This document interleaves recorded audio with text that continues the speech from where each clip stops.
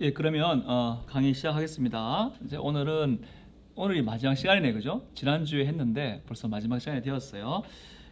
오늘은 이제 4번, 5번, 6번을 배울 텐데 4번은 동서방 교회가 분열한 이야기 할 거고 5번은 이제 사실 서유럽은 중세 기간 동안 다른 동방에 비해서 좀 약자였어요.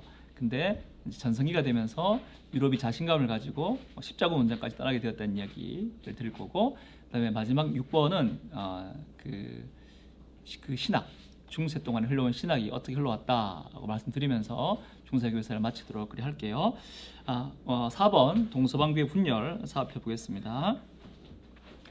초대교회사 시간에 이미 이제 벌써 반년 지났죠. 그 시간에 마지막에 동방과 서방이 17페이지입니다. 예. 동방과 서방이 분열되기 시작했다라고 말씀드렸어요. 정치적으로는 당시의 황제인 콘스탄티누스가 서울을 로마에서 콘스탄티노플로 옮기면서 그렇게 정치적으로 좀 분열이 되었고, 그 다음에 또 문화적으로는 동방은 헬레니즘 문화고 헬라어를 쓰고 서방은 라틴 문화여서 라틴어를 쓰기 때문에 당연히 쓰는 말이 다르고 생각이 다르고 문화가 다르니까 분열되었다 말씀드렸고, 또 관계적으로도 서로마에 있는 로마 주교가 또 다른 이 동로마권에 있는 다른 이 콘스탄티노플, 안디옥, 예루살렘, 알렉산드리아 주교하고 서로 사이가 그렇게 좋지 않았고 긴장관계 있었다라고도 말씀드렸고, 또 이제 신학을 풀어갈 때에도 서방교회는 좀 더 법적인 신학으로 하나님과 우리의 법적인 관계로 신학을 풀어갔다면은 동방교회는 우리가 신의 정품을 닮아가는 신성화로 그렇게 신학을 풀어갔다 이렇게 말씀드렸어요. 그래서 초대교회사 시절에 이미 서방과 동방은 약간의 좀 냄새가 달랐다 이렇게 말씀드렸어요. 근데 이 중세가 되면 이 지형도가 변하게 돼요. 중세가 되면 앞 시간 살펴봤지만 유럽 같은 경우에, 그러니까 서유럽 같은 경우에는 이 교황이 종교적 지도자만이 아니라 정치적 지도자로 올라서게 되죠. 야만족이 쳐들어오게 되고 그 야만족을 상대해서 서로마 황제는 아무 일도 하지 않아서, 그래서 교황이 나서서 그들을 상대해 주었고, 또 이후로 야만족 중에 프랑크 왕국이 개종하면서 그 왕국에다가 왕관도 씌워주면서 이 교황이 로마 주교가 분명히 종교적 지도자인데 갑자기 이제 서로마가 망하면서 자기가 역할을 잘 감당하면서 자기의 입지가 정치적 지도자까지 올라갔다 얘기를 들었어요. 근데 그럼 동쪽은 어떠냐 했을 때에 동쪽은 이슬람의 침략을 많이 받아요. 그래서 지도 보면 아시겠지만 이슬람이 엄청나게 큰 땅을 차지해요. 동방은 이제 여기 있었다 끊기잖아요. 여기까지가 다 이슬람의 공격을 들어온 거예요. 그러니까 동쪽이 이쪽에 있는 땅을 다 잃어버리게 되죠. 그러니까 동쪽에서는 지금 보면 교회를 다 잃어버려요. 여러분, 동방의 교회가 5개 대주교가 있었다 그랬잖아요. 서방에는 로마 1개 있었고 동방에는 콘스탄티노플이 있었고 그 다음에 안디옥, 예루살렘, 알렉산드리아 있었는데, 지금 여러분 지도 보면 아시겠지만 이슬람족이 어딜 다 먹어버려요? 여길 다 먹어버리잖아요. 그러니까 5개 대주교 가운데 3개가 없어진 거예요. 그죠? 안디옥, 예루살렘, 알렉산드리아가 다 이슬람 세력으로 들어간 거예요. 그러니까 교회가 갑자기 사라지게 된 거잖아요. 그죠? 이런 상황에서 동방의 유력에 남은 대주교는 이 콘스탄티노플의 대주교만 남게 된 거예요. 네, 그렇게 되죠.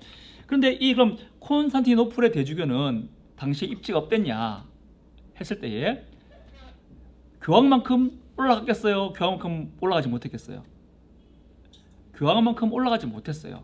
왜냐하면 서로마에서 교황은 자기가 황제를 대신해서 야만족들과 담판을 벌리고 이렇게 해서 입지가 올라갔다면, 동로마에서는 여전히 이 동로마를 다스리는 비잔틴 제국인데 비잔틴 제국을 다스리는 황제가 있죠. 아직 있단 말이야.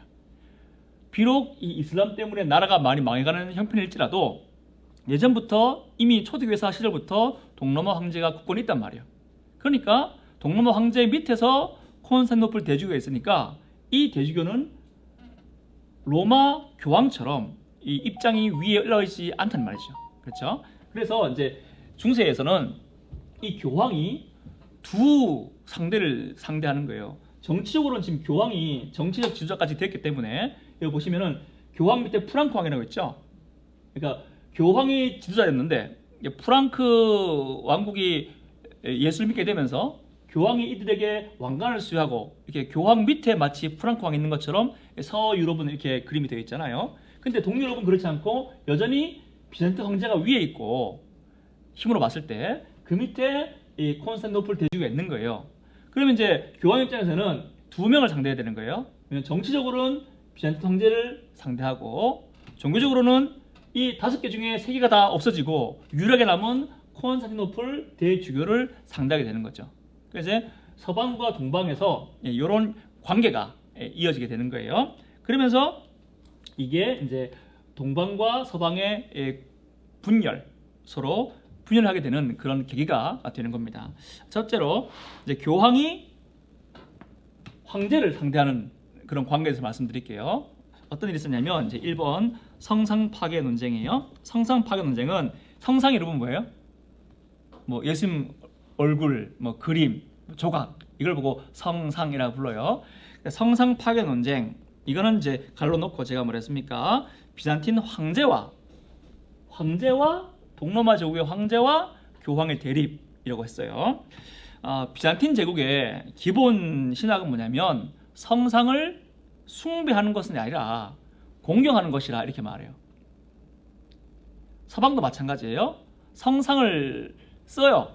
아까 그랬잖아요. 우리 서방 같은 경우에 야만족을 숭배하다 보니까 야만족이 글도 잘 몰라요. 그러니까 그림 가지고 설명을 할 거 아니에요, 그죠? 또 교회에다 가면 스탠드 글라스에다가 그림 막 새겨놓고 했단 말이에요. 또 뭐 조각도 있고 다 그랬죠, 그죠?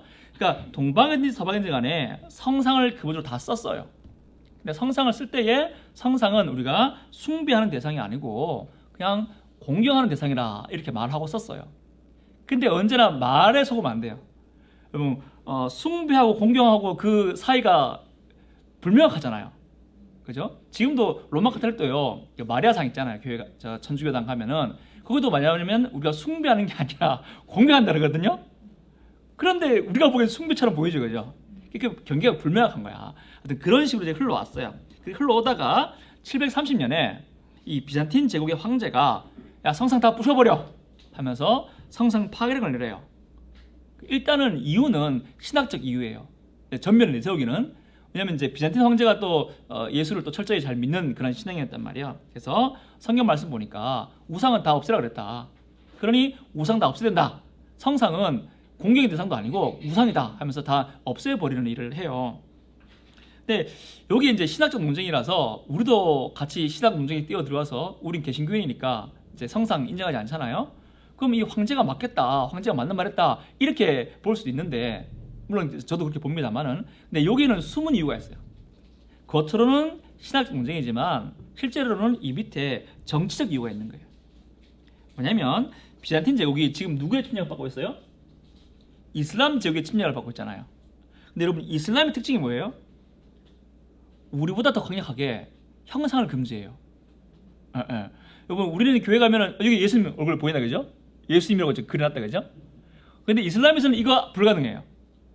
유럽의 프랑스에 프랑스인가? 어떤 신문 기자가 마호메트 얼굴을 이게 만평에다 그렸다가 난리가 난 적이 있어요. 어디 우리 거룩한 선지자 마호메트를 그리다니 이게 된단 말이에요. 그러니까 이슬람은 우리 개신교보다 훨씬 더 철저하게 성상을 인정하지 않아요. 우린 그래도 뭐 교회 가면 저런 예수님 얼굴도 있고 또 PPT 할 때 예수님도 띄우고 막 그러잖아요. 근데 그것까지 안 되는 거예요. 그러니까 그런 이슬람이 막 쳐들어오니까 황제 입장에서는 적어도 이 강력한 이슬람 앞에서 우호적 제스처가 좀 필요한 거예요. 그러니까 우리도 당신들과 그렇게 다른 건 아니다. 왜냐하면 이슬람도 사실 아브라함 종교잖아요. 그러니까 그렇게 해서 약간 우호적 제스처가 필요하기 때문에 황제가 이런 성상 파괴 논쟁을 벌인 것이 하나가 이유가 있고요. 또 한 가지 이유는 이 황제하고 그러니까 동로마 황제하고 이 콘스탄티노플 대주교 그러니까 동로마 교회 수도원과의 다툼이 있어요. 성화상을 여러분 어디서 만들었겠어요? 공장에서 찌개지 않았을 거 아니에요, 그죠? 어디서 만들었냐면 교회나 수도원에서 만들었단 말이에요. 그럼 교회나 수도원이 성화상 만들어가서 일반 대중들한테 많이 팔았겠죠. 그럼 돈이 누구한테 와 있어요 지금? 돈이 교회와 수도원에 있죠, 그죠? 근데 황제 입장에서 보자면 지금 이슬람 제국에 맞서가지고 황제에게 돈이 많아야 되고 그래야 황제가 뭘 맞설 수 있는데 이 동로마 제국에 있는 돈이라는 돈은 다 성화상을 만들어 파는 수도원이나 교회에 가 있으니까 황제 입장에서는 그걸 빼앗고 싶겠죠. 빼앗아야지 자기가 황제로서 어떤 위신도 서고 이슬람을 막아세울 거 아니에요. 그래서 황제가 수도원을 폐쇄하고 교회를 폐쇄하면서 재산을 몰수해요. 그렇게 해서 교회에 있는 부와 권력을 다시 황제의 손으로 주려고 하는 거예요. 그런 이유가 있는 거예요. 그런 이유 때문에 이제 겉으로는 신학적 이유지만 실제로는 보면은 이런 이슬람과의 관계 또 교회와 황제의 관계에 이유가 더 있었어요. 그것 때문에 이제 황제가 동방의 수도사들을 막 핍박했단 말이에요. 그 동방의 수도사들이 핍박받으니까 어디로 가게 돼요? 서로 넘어가는 거야. 서로가 넘어가가지고 교황한테 말하겠죠. 우리 황제가 우리 핍박했어요 라고 이제 말해주겠죠. 그러니까 그 말 듣고는 교황이 비잔틴 황제에게 왜 교회를 관여합니까? 라고 대드는 거예요. 예? 일반 이제 목사인데 하여튼 종교적 지도자가 동로마 황제에게 왜 교회를 관여하냐고 이제 대드는 거죠. 결국 이런저런 사건 거치면서 이 동로마 제국은 성상에 대해서 어떤 결정을 내냐면 원래 그 결정대로 성상은 숭배하는 건 아니고 종교 대상으로 우리가 쓰겠다라고 동방 교회도 인정하고 동방의 지도자도 결국 인정하게 돼요. 근데 재밌는 건 교황이에요. 왜냐면 교황이 지금 황제한테 반대하잖아요. 근데 교황도 사실 성상에 대한 입장 보자면 황제의 최종 결정 그리고 동쪽 교회의 최종 결정과 별반 다르지 않단 말이에요. 여전히 성상은 존경하는 건 숭배는 아니고 존경하는 대상이다라고 똑같은 입장이에요. 그러면은 이 교황이 황제한테 대들 이유가 없는 거예요. 황제가 결국은 이제 뭐 몇 번 권력이 바뀌면서 결국은 서방 교회와 똑같이 성상은 숭배하는 건 아니고 존경하는 거다라고 결론 내렸단 말이에요. 그러면 교황 입장이나 이쪽 동쪽 황제 입장하고 다른 게 뭐가 있어요? 똑같잖아요. 똑같은데 교황은 계속 반대하는 거야. 대드는 거예요. 이유가 뭐겠어요? 교황이 자신감이 있는 거예요. 뭐냐면 비잔틴 황제가 성상 파괴령을 내리기 전까지 동쪽 형제들이 교황한테 좀 도와주세요라고 말하기 전까지 이 로마 교황은 그래도 이 로마의 황제는 비잔틴 황제다라고 마음으로 생각하고 있었어요. 원래가 이게 서로마하고 동로마 아니에요. 근데 서로마는 망해서 로마 황제가 없고 로마 황제가 있는 거는 동로마에 로마 황제가 있단 말이야. 그러니까 마음속으로 비록 서로마는 망했지만 이 로마 제국 전체 황제는 동로마 황제라고 이제 인정했던 거죠.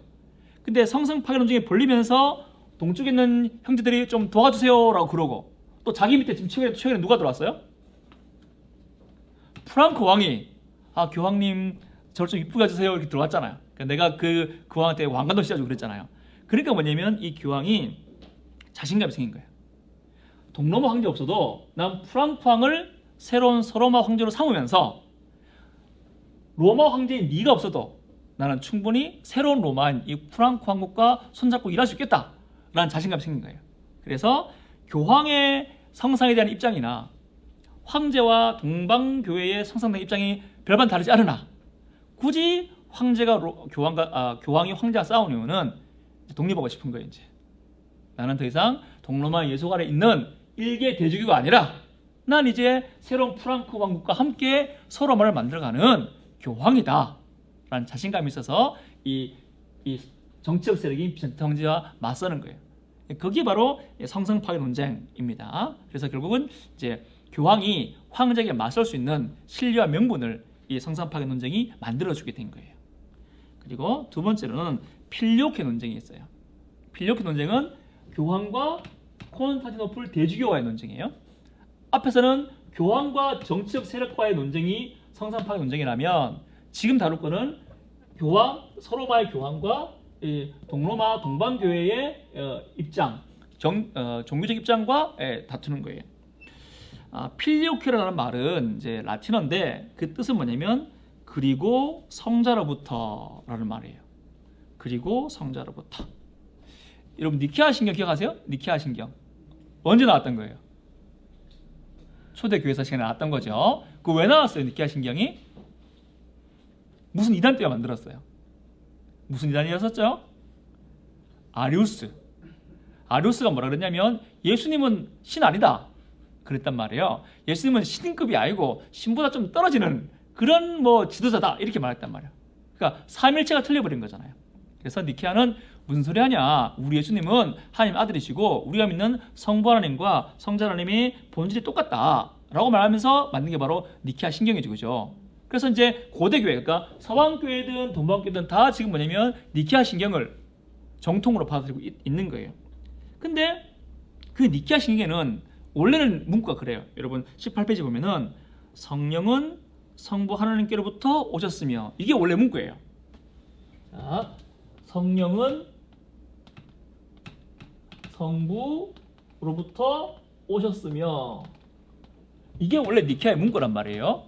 근데 갑자기 서방교회가 이 문구에다가 그리고 성자로부터도 오셨다, 요게 이제 필리오피란 말이에요. 라틴어 필리오피가 그리고 성자로부터라는 뜻이거든요. 이걸 갑자기 삽입한 거야. 이러면 안 되잖아요.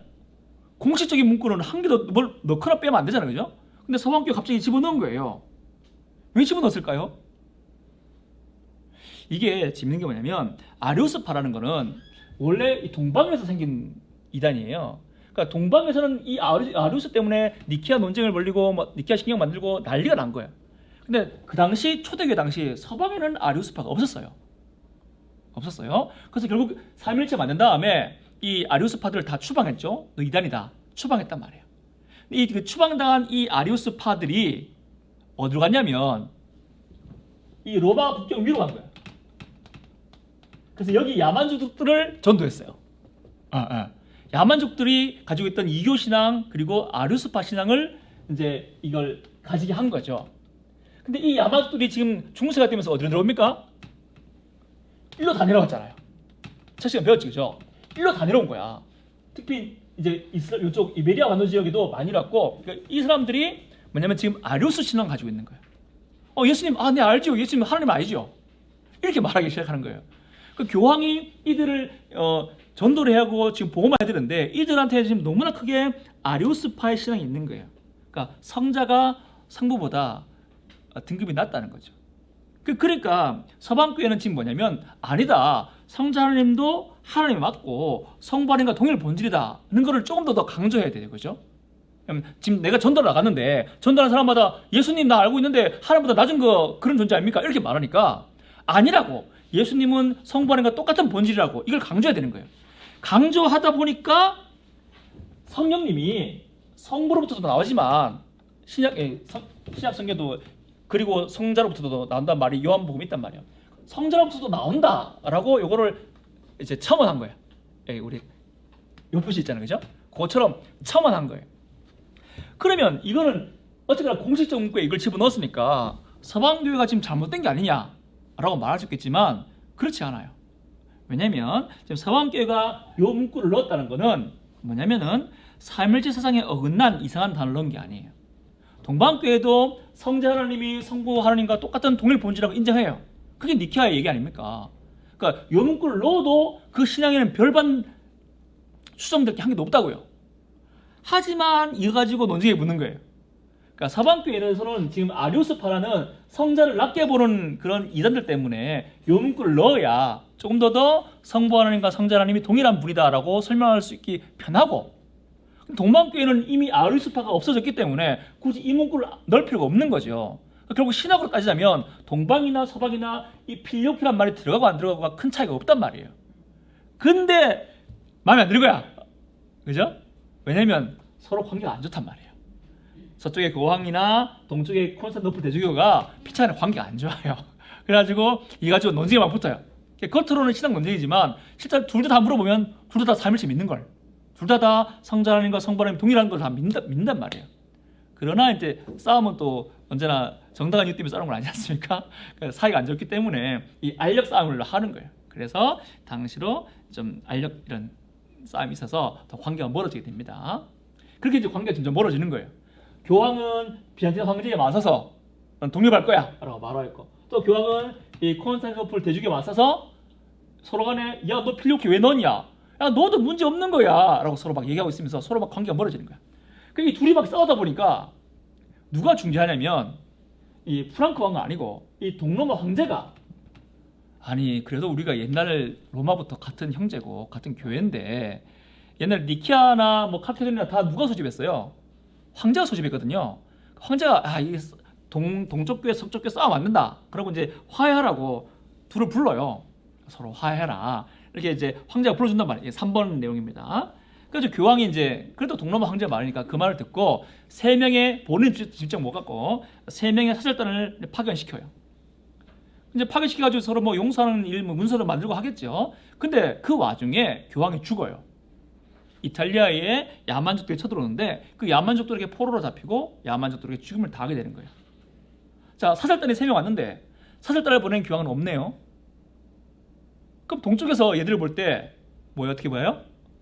네 권위가 뭐냐? 이렇게 되는 거예요. 너를 보낸 교황은 없다. 그럼 3명 너는 도대체 뭐냐? 이렇게 이제 꼬다나 보리자루 같은 그런 취급을 당하게 되는 거죠. 그러니까 기분 나쁘잖아요. 기분 나쁘다 보니까 이 3명의 사절단 중에 한 명, 그 사람 이름이 훈베르테 추경인데 이 사람이 기분 나쁘니까 교황의 이름으로 동로마 이 콘스탄티노플 대주교를 파문한다 라고 지 마음대로 이제 편지를 쓰고 이 교회당에다가 휙 던지고 가버린 거예요. 그럼 이 여러분 이제 하기야 그 뭐지? 하기야 소피아 성당인가요? 거기 이제 콘스탄티노플 보면 이 성당 멋있게 보이잖아요. 거기다가 그걸 딱 던지고 이제 가버린 거예요.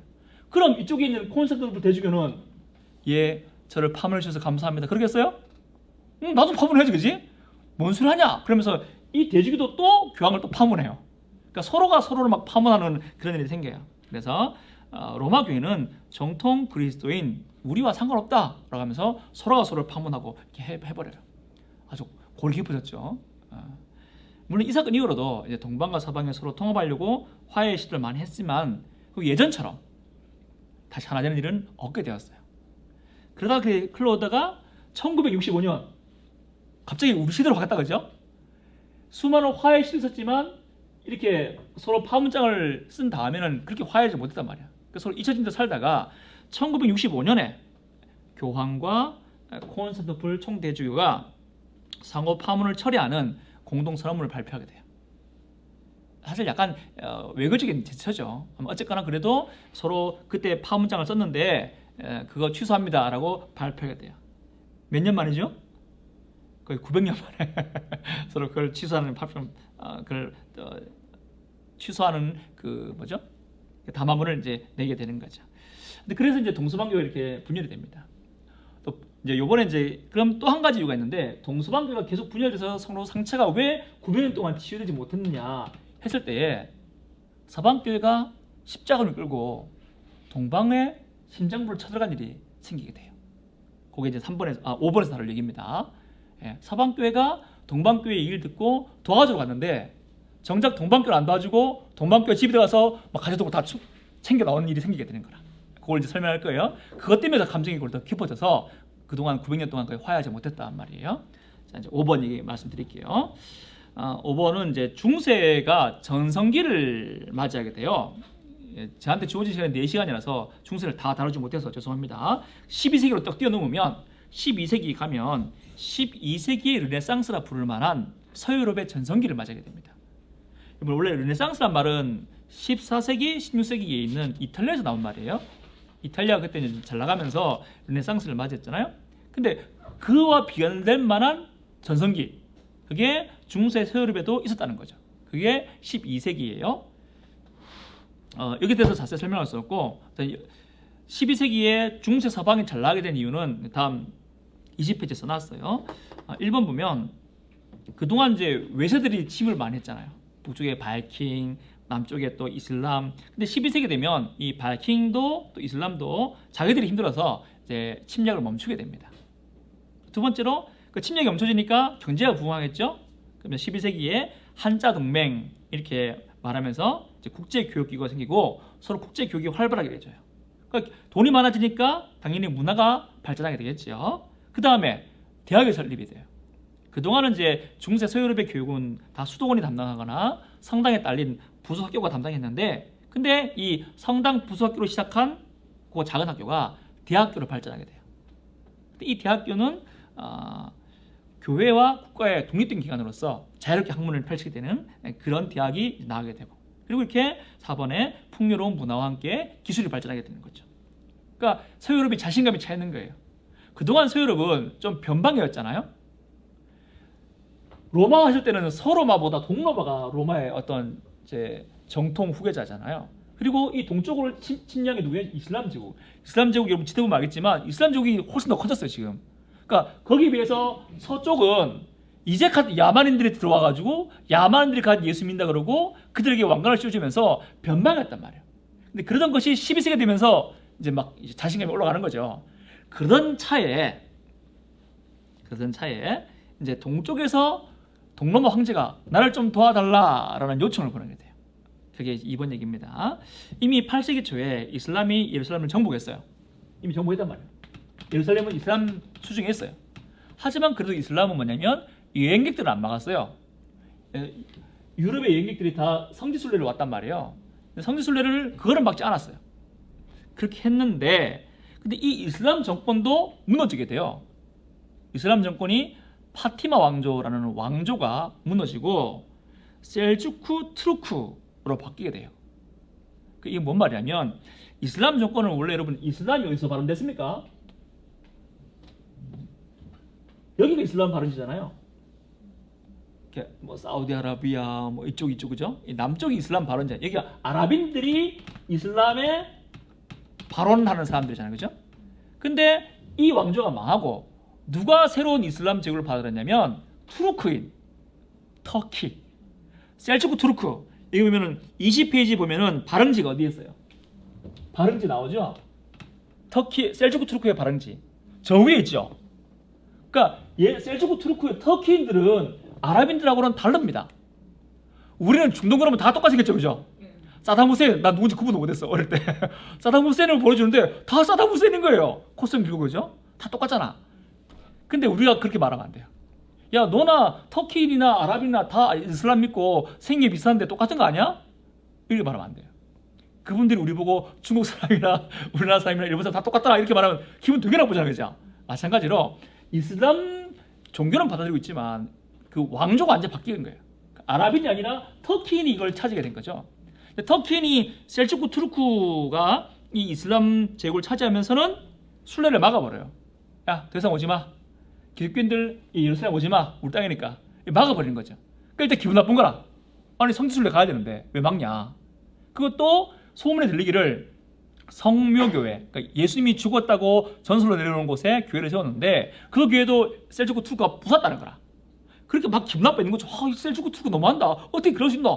기분 나빠는 때에 또 마침 이 셀주크 투르크하고 동로마하고 한판 붙었는데 누가 이겼냐면 셀주크 투르크가 이긴 거예요. 그래서 그 전까지는 여기까지는 동로마였잖아요. 여기 동로마였거든요. 여기 동로마였는데 그 밑에 지도 보시면 나와요. 근데 이겨가지고 만지킬의 전투에서 이겨가지고 이까지 다 먹어버리는 거야. 그러니까 동로마가 지금 여기로 축소된 거야. 원래 동로마는 이만큼 했는데 다 먹히고 이제 여기까지 먹혀가지고 동로마는 여기밖에 없는 거라요. 그러니까 이런 상황에 놓이게 되니까 동로마 황제가 지금 큰일 났다 아닙니까, 그죠? 그러니까 동로마 황제가 별로 사이가 안 좋지만 교황한테 편지를 보냅니다. 좀 도와달라. 이렇게 편지를 보내게 되죠. 말이 많지만 결국 이제 교황 우르반 의사가 이 요청에 응합니다. 알겠습니다. 우리가 가서 도와드릴게요. 하고는 이제 교황이 유럽 각지에 있는 제후들에게 전쟁을 하자. 하나님께서 이걸 원하신다. 이렇게 말하면서 십자군 전쟁을 일으키게 돼요. 그래서 십자군이 조직이 되고 1차 전쟁에는 각 유럽의 제후들과 함께 농민들도 참여하면서 정말 신앙의 열기로 전쟁을 하자는 그런 뜨거운 분위기가 일어나게 됩니다. 그러면서 십자군이 이제 떠나게 되는 거예요. 그게 십자군이 나오게 된 배경이에요. 그러니까 서유럽이 지금 전성기를 보내면서 아주 자신감이 있어졌다. 때마침 여기 동로마가 이 셀주크 투르크한테 밀리면서 원정을 좀 도와달라고 요청하게 되었다. 그래서 요청을 떠나게 되었다. 이게 십자군이 나오게 된 배경입니다. 근데 이제 십자군이 원정을 떠나잖아요. 신앙의 이름으로. 하나님께서 그걸 원하신다. 이 말 듣고 하나님 원하시는 줄 알고 원정을 떠나야 됐잖아요. 근데 요 개념은 사실 초대교회에서 성전 개념은 우리 교회의 개념이 기독교의 개념이 아니에요. 이 뭔 말이냐? 성전 그러면 이 교회 말하는 거 말고 거룩한 전쟁을 말하는 거예요. 성전. 뉴스에서 요즘은 지하드란 말 많이 안 들어봤어요? 성전 누가 잘 쓰는 말이에요? 이슬람이 쓰는 말이에요. 이슬람. 와, 성전 폭탄을 자살 폭탄 뭐 하고 그러잖아요. 성전이라는 말은 이제 거룩한 전쟁이라는 뜻인데 여기는 군사적 싸움뿐 아니라 경제를 먹는 거, 선교하는 거, 상거래하는 거, 뭐 학교 세우는 거, 거기 가서 아들 딸 많이 낳는 거, 이것도 다 성전이에요. 지금 이슬람이 지금 우리 한마음교회 대연동에 지금 문제가 있잖아요. 거기는 성전 개념을 가져오는 거예요. 싸움하러 오는 거야. 근데 우리 보고 막 싸움하자 이건 아니지만 여기 가서 이제 슈퍼마켓 차지하는 거, 땅 차지하는 거, 아들 딸 많이 놓는 거, 이것도 다 성전의 하나란 말이에요. 침략한다는 뜻이에요. 성전. 신이 그걸 원하신다 이 뜻이에요. 근데 기독교는 성전 개념이 아니라 정전 개념을 가지고 있어요. 정전 불 꺼지는 거? 그거 말고 거룩한 전쟁, 의로운 전쟁 개념을 가지고 있어요. 왜냐하면 이제 전쟁에 대해서 교회 안에서도 여러 가지 말들이 많았는데 초대교회에서 가장 확정적인 전쟁 개념이 뭐냐면 어거스틴이 주장한 건데 정당한 전쟁이 해야 된다는 거죠. 부당한 전쟁이 뭐예요? 이익을 얻기 위해서 내 침략의 야구를 채우기 위해서 기독교인이 쳐들어가서 그러면 안 되고 우리의 전쟁은 누군가가 공격해 왔을 때 그리고 옆에 이웃이 신음하고 있을 때 가서 도와주는 그런 거룩한 전쟁을 해야 된다. 그러니까 방어적 차원에서 기독교회는 전쟁을 치러야 된다라고 이제 어거스틴이 정리해 줬어요. 그런데 이제 십자군에서는 그 정전 개념을 뛰어넘어서 우리 쳐들어가자라고 말하게 된 거예요. 예. 잠깐 성경 얘기 해보면 성경에 성전이 나옵니까 안 나옵니까? 거룩한 전쟁 나오죠. 요수아가 가나안 땅 쳐들어갔죠. 나온다 그죠? 근데 그 성전하고 지금 이슬람 성전하고는 또 달라요. 왜냐면 하나님이 이스라엘에게 거룩한 전쟁, 그러니까 가나안 땅을 차지해서 거기에 뭐 가축도 죽여버리고 사람 죽여버리고 이렇게 했잖아요, 그죠? 그거는 뭐냐면 하나님께서 죄를 멸하신다 그리고 하나님 나라를 세우신다는 상징으로 당시 문화인 전쟁을 사용하신 거예요. 이거는 침략 전쟁, 물론 침략이지만 침략이라는 어떤 땅을 차지하고 우리가 원하는 싶은 우물 차지하고 그런 전쟁이 아니라 하나님께서 하나님 나라를 주는데 그 하나님 나라는 가나안 땅이라는 죄악이 관영한 그 세상의 세움으로 말미암아 하나님 나라는 죄를 이겨내고 죄와 싸움하는 곳이라는 것을 보여주기 위해서 그때만 성전 개념으로 야 너희들 쳐들어가서 다 진멸하고 가축도 죽이고 그렇게 해라 라고 말씀하신 거예요. 근데 이후로 보면은 다윗 시대에 보면은 다시 수많은 야만족들하고 전쟁을 하죠. 다윗이 자기 이스라엘 땅띵을 더 넓히기 위해 전쟁하는 거예요? 아니면은 약속의 땅을 차지하기 위해 전쟁하는 거예요? 그게 다른 거라. 다윗과 솔로몬이 수많은 전쟁하지만 그건 뭐냐면 하나님 약속한 땅이 여기서부터 여기까지인데 그걸 여호수아 때 다 점령하지 못해가지고 수많은 이민족들이 들어오고 또 이민족들이 자꾸 이 이스라엘을 공격하는 거예요. 그러니까 그걸 막아세우고 하나님이 주신 땅을 내가 차지하겠다는 전쟁인 거예요. 그러니까 다윗과 솔로몬의 전쟁은 침략 전쟁이 아니란 말이에요. 하나님께서 내게 주신 약속의 땅의 경계를 지키고 약속의 땅은 우리 거니까 그까지 확장하겠다. 그 전쟁이지 다윗과 솔로몬이 막 애굽에 쳐들어가고 아수르에 쳐들어가고 그렇게는 안 했죠. 안 했습니다. 그러니까 성전이 아니고 성전 개념은 여호수아에게 있는 것이지 다윗과 솔로몬 시대는 뭐 어디에 쳐들어가가지고 그러지 않았단 말이에요. 그게 정전 개념이 되는 거죠. 또 사실 다윗과 솔로몬이 쳐들어가고 싶어도 이스라엘은 국력이 약해요. 다윗과 솔로몬 시절에 제일 강했지만 전체로 봤을 때 이스라엘은 약한 나라예요. 신명기 말씀 나오잖아요. 네가 왕을 세우면 그 왕은 뭐 하지 말라고요? 많은 군마를 가지지 말 것이요, 은금을 가지지 말 것이요, 또 이방 공주와 결혼하지 말 것이요. 이거 다 뭐냐면 야 네가 왕을 세워도 이스라엘은 힘으로 싸운 나라가 아니야. 군사 많이 가지면 안 돼. 돈도 많이 가지면 안 돼. 이방 공주 결혼, 그러니까 다른 나라와 결혼해서 외교토도 안 돼. 그러니까 나라 자체가 약한 나라라고요. 약한 나라가 쳐들어가자 하나님께서 전 세계를 원하신다고 막 쳐들어간 적이 없어요. 그러니까 다윗과 솔로몬의 전쟁은 정전 개념이라고 볼 수 있어요. 주신 땅을 지키는 개념이죠. 주신 땅도 다 얻지 못했으니까 얻어가는 거죠. 여호수아 때는 성전 개념으로 쳐들어간 것은 맞으나 그건 역시 오늘날 우리가 뭐 쳐들어간다는 것에 정당한 것이 아니라 그건 하나님께서 죄악이 관영한 가나안 땅을 이스라엘에 주셨으므로 하나님 나라는 죄를 이겨낸다는 그 의미로서 그때만 성전 개념을 사용하신 거라 이렇게 이제 받아들이면 됩니다. 예. 아무튼 이제 그것이 우리 기독교의 전통적인 전쟁에 대한 관념인데 십자군에서는 그런 관념을 넘어서서 정전, 의로운 전쟁을 넘어서서 이제 가서 뭐 자기 딸이 의롭다고 말하지만, 그러니까 자기 딸이 의롭다고 말합니다. 하지만 실제로는 침략을 하게 되는 거죠. 그러면서 이제 떠나게 되는 거예요. 십자군은 총 8차까지 이어집니다. 그러니까 8번이나 서유럽에서 이 먼 땅까지 전쟁을 떠났단 말이에요. 1차가 말 그대로 그 신앙적인 냄새가 가장 강한 원정이었어요. 1차 원정에는 각 이제 나라의 제후들과 기사들과 농민들까지 합세해가지고 다 이 교황의 설교를 듣고 은혜를 받고, 또 교황 밑에 수하들 대주교의 설교를 듣고 은혜 받아가지고 다 이제 떠나간 거야. 다 떠난 거야. 여러분, 여기서 여기까지 얼마나 걸릴까요? 되게 오래 걸리겠죠? 뭐 제후들이야 말 타고 가지만 농민들은 걸어갈 거 아닙니까? 그 얼마나 걸리겠어요? 보면은 3년 걸린 거예요. 1096년에 유럽에서 떠나서 1099년에 예루살렘까지 가는 거예요. 많이 가는 거죠. 그러니까 중간에 얼마나 많이 힘들었으며 얼마나 많이 배고파서 죽었으면 그렇겠어요, 그죠? 그래도 1차 때는 갔어요. 신앙의 어떤 열정이 충분해가지고 갔단 말이에요. 가서 점령하고 거기에다가 이제 나라를 4개를 세워요. 21페이지 지도 나오죠. 에데사 백장령, 안디옥 공국, 트리폴리 백장령, 예루살렘 왕국 이렇게 나옵니다. 백장령은 이제 백장이 다신다 해서 백장령이고, 공국은 저 공작에 대해서 공국이고, 예루살렘은 이제 왕을 세웠어요. 그래서 나라를 4개를 세워요. 그래서 이제 어쨌거나 다시 이걸 되찾은 거죠. 근데 여러분, 여기 되찾았다고 하지만 요 나라가 자기 스스로 설 수 있겠어요? 기독교는 여기 있단 말이야. 여기에 세운 나라 4개는 이 서방의 원조가 없으면은 금방 주위를 둘러싼 셀주크 투르크에게 망할 수밖에 없는 그런 나라죠, 그죠? 위태한 나라라는 거예요. 일단은 1차에서 나라를 4개를 세워놨는데, 이건 보나마나 조금만 있으면 이 무너지게 뻔해요. 또 서방에서 원정 와서 3년 만에 와가지고 땅덩을 차지하면서 나라를 4개 세웠지만, 그 서방 기사들이 여기 남으라 그러겠어요? 전쟁 끝냈으니까 다시 고향 가겠어요? 하고 다 고향 간단 말이에요. 그러니까 나라를 4개 세웠지만 이 나라는 금방 무너질 나라가 될 수밖에 없는 거예요.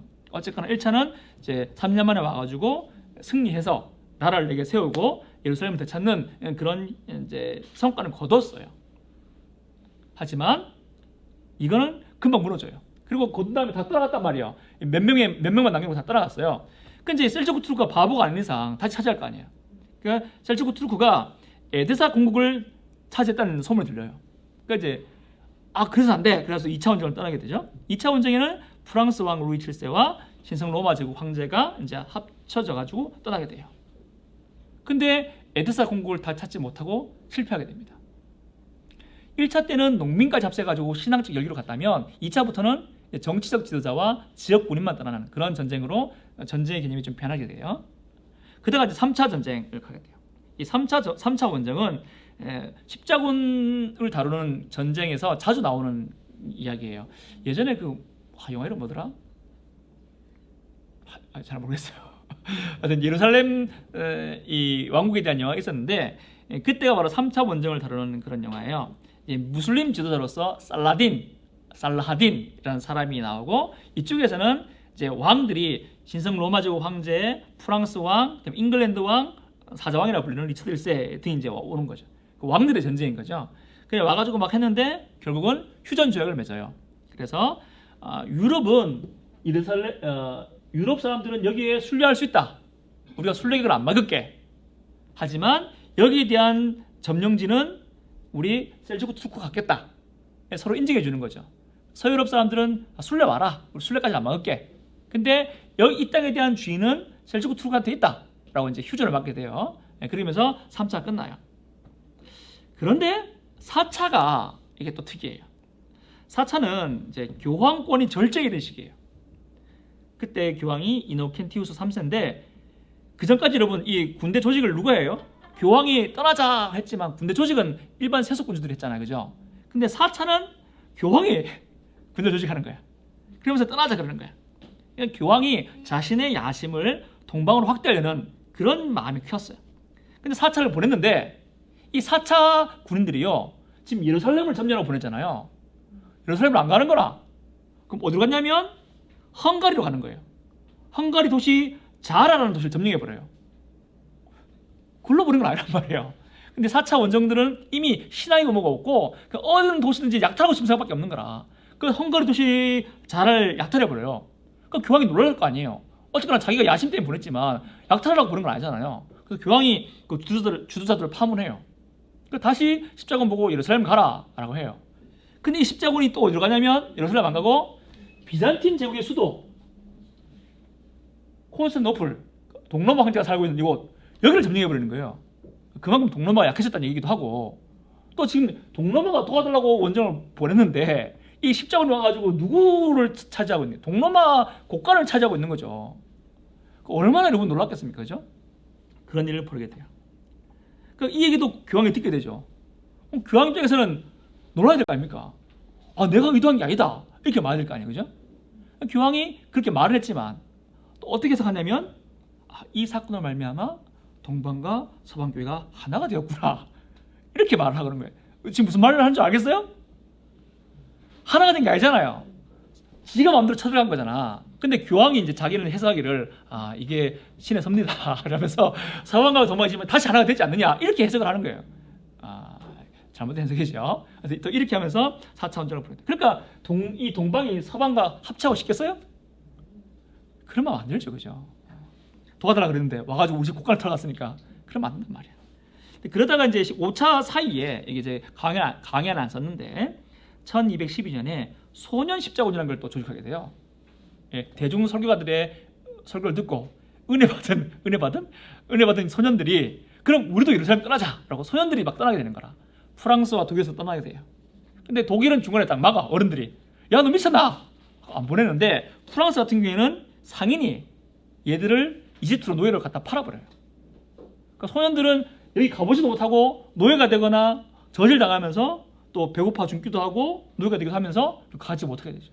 그러니까 얼마나 신앙과 함께 취해 있었는지가 나타나는 거죠. 그게 이제 4차, 5차 사이에 있는 거고, 그 다음에 5차는 이제 헝가리 왕이, 6차는 신성로마 황제가, 7차는 프랑스 왕이, 마지막 8차는 프랑스 왕이 주도하는데, 주도해서 또 어디 가냐면 튀니지로 가요. 튀니지. 일로 안 가고 일로 간단 말이야. 이건 이미 십자군 원정이 1차 때의 그 신앙적 어떤 열기와 정당성이 이미 없어졌고, 다음 뭐냐면 교황은 지 마음대로, 뭐 일반 세속 지도들은 자기 마음대로 가는 그런 군대로 변질되게 된 거예요. 그렇게 되면서 십자군의 이제 일대기가 달라게 됩니다. 자, 그럼 우리가 십자군에 대한 평가를 해야 되겠죠.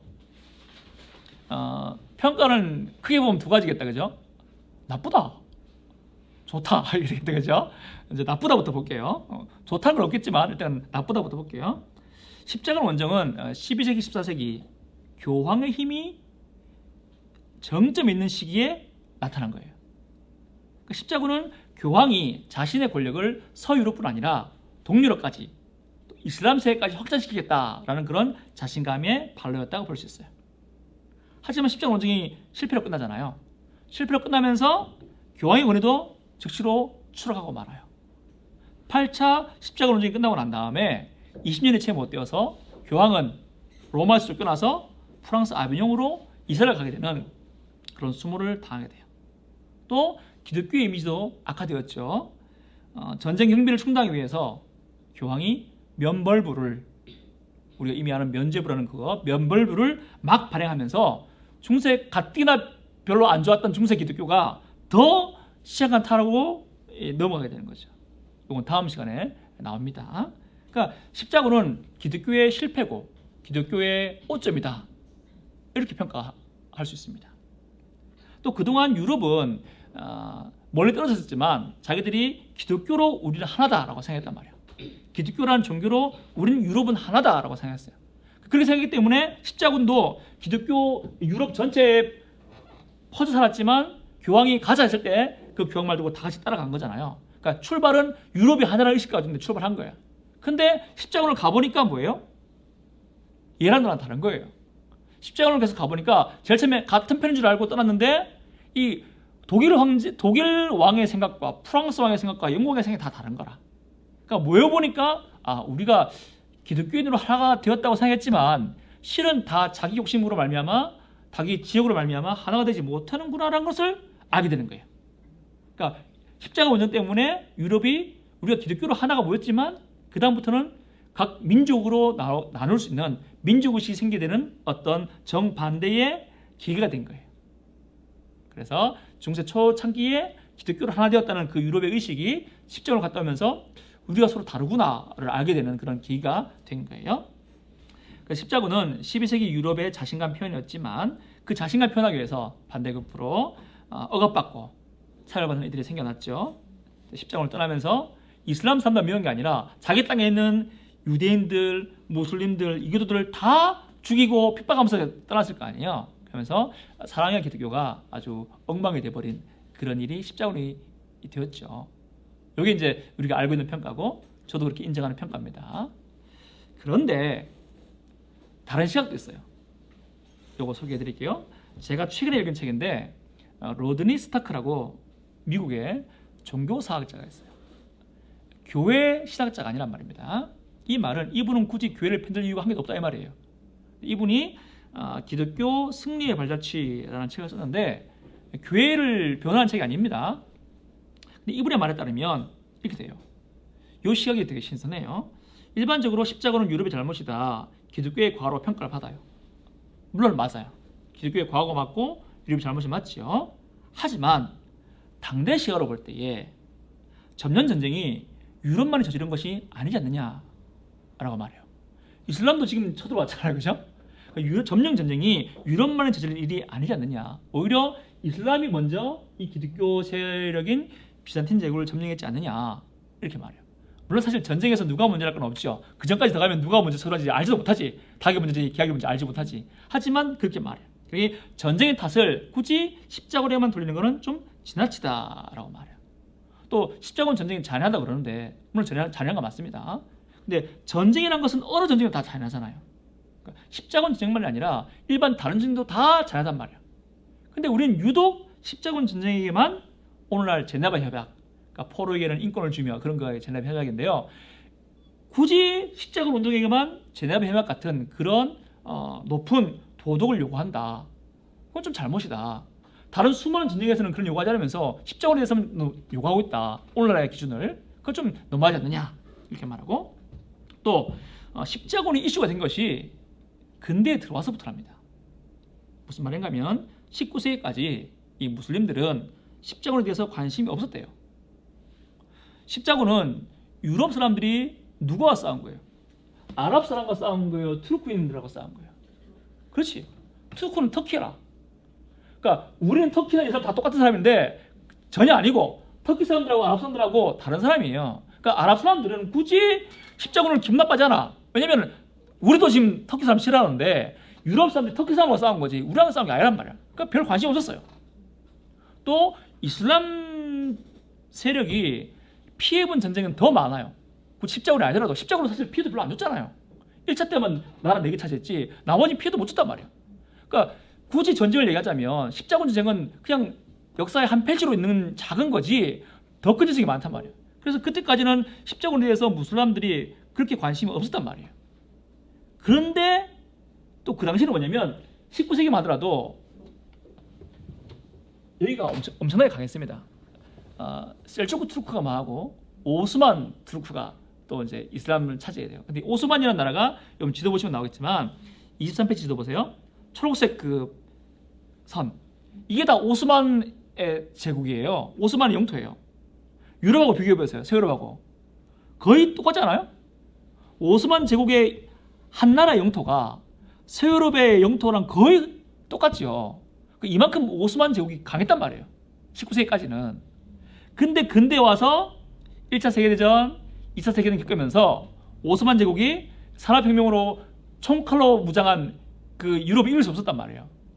그러니까 그러면서 오스만 제국이 이 유럽에 의해서 자기 땅덩이를 빼앗기고 자기 땅덩이가 찢어지고 또 자기 땅에 이스라엘이 갑자기 생겨버리고 그런 일을 겪게 되는 거예요. 그러면서 이 오스만 사람들이 뭐에 대해서 분노가 차요? 이 유럽에 대한 분노가 차오는 거지. 저 인간들 한 200년 전까지만 해도 우리한테 잽도 안 됐는데 저들이 갑자기 산업혁명을 일으켜가지고 뭐 대포 가져갔다면 우리를 다 죽여버렸다. 열받는 거야. 근데 그런 분노가 어디서 나오는 거예요? 그렇지. 옛날엔 별로 신경도 안 썼단 말이야. 십자군. 신경도 안 썼는데 우리가 지금 지다 보니까 근대 와서 지다 보니까 이 유럽에 대한 분노를 증오를 이제 정당하기 위해서 맞아. 너 예전에 쳐들어왔었지? 십자군으로 쳐들어왔었잖아. 너무한 거야 그때. 너희들 어떻게 예수 믿는 거 쳐들어올 수 있어? 너무했어. 라고 근대에 와서 분노가 생기게 된 거예요. 저도 몰랐거든요. 근데 최근에 책을 더 읽다 보니까 알게 되었어요. 그래서 십자군에 대한 어떤 분노와 다른 전쟁보다 더 강력한 도덕적 요구는 실은 20세기 서구 열강에 대한 이슬람의 패배가 만들어낸 어떤 패배의 증오의 산물이라고 보는 거죠. 그 십자군은 지금도 무슬림 민족주의자들이 서방에 맞설 때마다 너 너무했다, 너 쳐들어왔지 않느냐라고 십자군을 이제 애용한다라는 거예요. 저도 이런 시각이 상당히 신선하고 좋았어요. 그래서 로드니 스타크라는 학자는 이 모든 걸 종합해 봤을 때 십자군이 유별나게 나쁜 전쟁이라는 것은 올바른 평가가 아니다. 일반 전쟁이 다 잔인했듯이 십자군도 잔인했고 또 그 당시는 일반 전쟁이 다 신의 이름을 했습니다. 다 알라 이름을 갖지 신 빼고 야 신은 교회에 있고 우리끼리 전쟁하고 이런 건 아무도 없단 말이야. 십자군 전쟁도 종교 이름을 갖지만 다른 수많은 전쟁도 다 종교 이름을 갖지 않느냐. 십자군에만 탄 그런 건 너무 나쁘시다, 잘못이다, 너무 가혹하다라고 말했고 이슬람이 땅을 점령했듯이 십자군도 점령했기 때문에 특별히 십자군이 더 막 사과될 필요는 없다라고까지 이제 그 글을 써요. 그럼 이제 우리는 이 두 가지 평가를 다 들었단 말이에요. 어떻게 평가하면 좋겠어요? 응? 잘 모를 때는 두 가지 다 가지면 제일 좋아요. 일단 십자군이 잘못은 맞죠? 잘못은 맞습니다. 하나님께서 전쟁을 원하셨을까요? 아니죠. 하나님께서 야 너희 땅에는 유대인들 무슨 다 죽이고 여기 가서 얘들 차지해. 우리 하나님 그런 걸 원하시는 하나님 아니지 않습니까? 근데 교황이 하나님께서 그걸 원하셔라고 말하니까 원하신다 하고 하면서 실은 자기의 야욕, 땅을 차고 싶은 욕심, 교황의 어떤 욕심이 다 짬뽕이 돼가지고 간 거 아니에요. 그러면서 우리 하나님이 안 바라시는 전쟁을 수행한 거잖아요. 그거는 잘못이 맞죠, 그렇죠? 그러니까 잘못이고 사소한 잘못이라도 교회 성도로서 회개하는 것이 옳습니다. 요 시간을 우리 가져야 되고. 그리고 또 하나. 그러나 역사적으로 볼 때 십자군만이 특별히 더 잔인하고 십자군에 더 특별히 더 신의 이름을 가지고 한 전쟁으로 보는 것은 아니고 오히려 십자군에 대한 어떤 경기 나는 그런 반응은 근대의 산물, 그러니까 이슬람 세력이 근대의 서유럽한테 패배하면서 생긴 산물인 것도 우리가 알 수 있는 그런 시각을 가지고 있는 게 좋을 것 같아요. 양지를 같이 보는 거죠, 그죠? 우리 잘했다는 건 아닙니다. 분명 잘못했어요. 꼭 회개해야지. 회개하는 건 끝이 없어요. 잘못은 일본이 맨날 그러잖아. 야 사과했는데 언제까지 사과하라고? 사과 언제까지 해야 됩니까? 피해자가 오늘 풀 때가 해야 하는 거죠. 그게 사과예요. 그렇게 하는 게 맞아요. 근데 한번 했으니까 더 이상 사과 안 할게. 그건 아니란 말이에요. 그러니까 기독교인으로서 사과 계속 할 수도 있어 생각해요. 그러나 역사적으로 봤을 때 십자군 전쟁은 특별히 더 잔인하고 특별히 더 악독하고 그렇게 보는 것은 역사적 팩트를 벗어난 시각이다. 이 두 가지를 같이 볼 수 있으면 좋겠습니다. 10분 쉬고 2시에 만나도록 하겠습니다.